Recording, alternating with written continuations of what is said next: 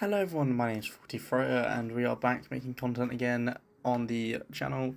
We're doing GTA content now and this is going to be the first time I talk about it. I'm going to start doing GTA stuff. This is the sort of game you've been playing for ages and it's the only thing I can think of for doing after Destiny 2. Anyway, we're going to get straight into the video now, and if you do enjoy it, don't forget to give us a like and also subscribe. But let's get into the video now and talking about vehicles that I think are the number 10 most underrated. And our first one's a little bit dicey, but it is the Duke of Death. This vehicle is amazing for anyone that's a returning player because most people counters it.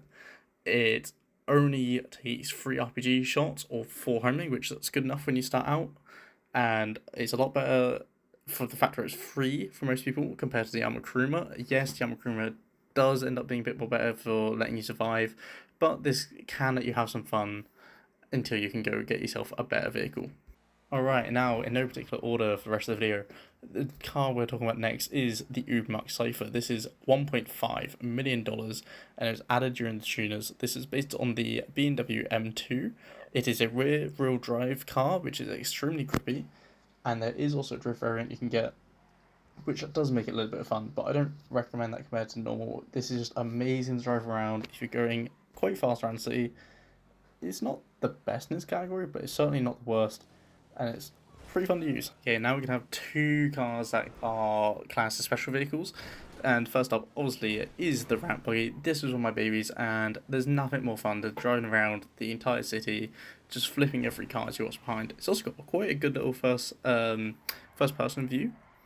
It's oddly fast for what it is, and it can go off road pretty well as well.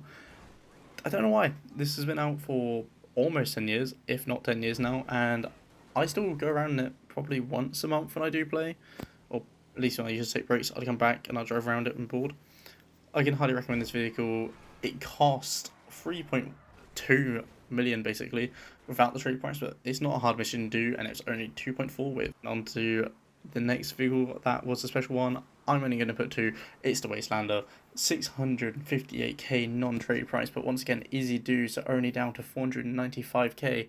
This is amazing to mess around with off-roading with mates. I used to have people get in the back and we'd fly it down the mountains or down the hills as they get like thrown out.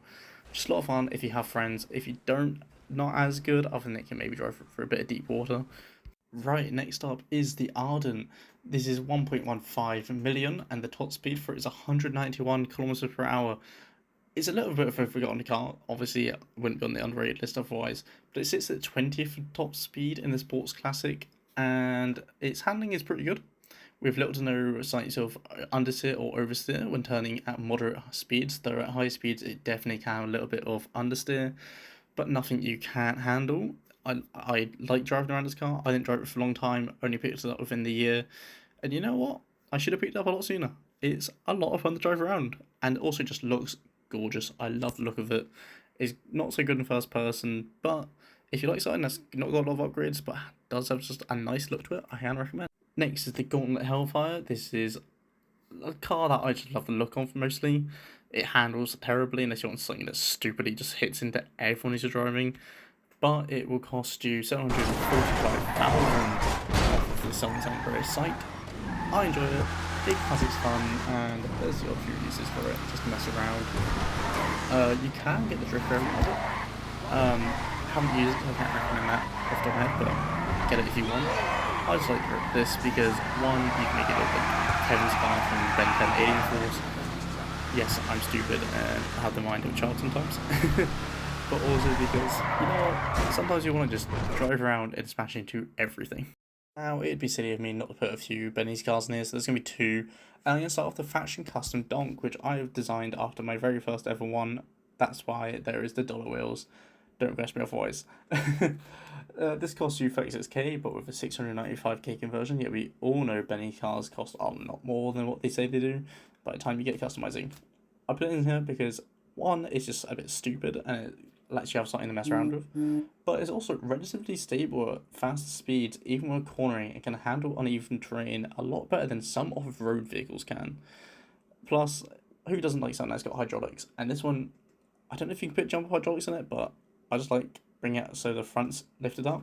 Our next car is possibly one of my favourites on this list, is the Ubermax Sentinel Classic Wide Body with Drift Tuning. So the base cost is going to cost you 650k, but to get a trade, you can go down to 487, and then you're going to have to put 700k for Benny, and then 200k for Drift. Don't have to drift it, I just like to because it makes it a bit more fun to have, as there's not many good drift vehicles in this game, and this is possibly the best, at least isn't on my list. Amazing car. If you don't like drift, just try it out. I promise you will enjoy. Now, our next car is the Debarcy Massacre. This is one that I hold quite close to my heart. Only costs you 275k. It's got so many ways you can customize it to just do whatever you want. It may not be the fastest, it may not be the best on lap times or anything like that, or handle the best anymore, but it does still handle well. It is still moderately fast. I can't speak. Somewhat fast. This is a very old car. It came into the game a long time ago. But if you want something to sit there and customize and drive around chill, this is the car for you. Next is one that I swore by when it first came out. It is the Omnis EGT. This costs you 1,795,000. It is based on the Audi e-tron GT, and even for electric car, this has an amazing acceleration, which reaching up to 100 kilometers per hour in 2.5 seconds. However, like other electric vehicles, its top speed is underwhelming, only hitting 179.4. But it does handle amazingly. A lot of people say it doesn't, but I think it does. So that was 10 cars that I think are heavily underrated in this game. What ones do you reckon should be put on this list? Put down in the comments below. And obviously, the video is a bit of a mess. I'm going to try and do it a bit better next time. But this is just so I have some stuff out as I'm easing myself back into content creation. Anyway, I hope to see you all next video. Don't forget to like and subscribe. Peace.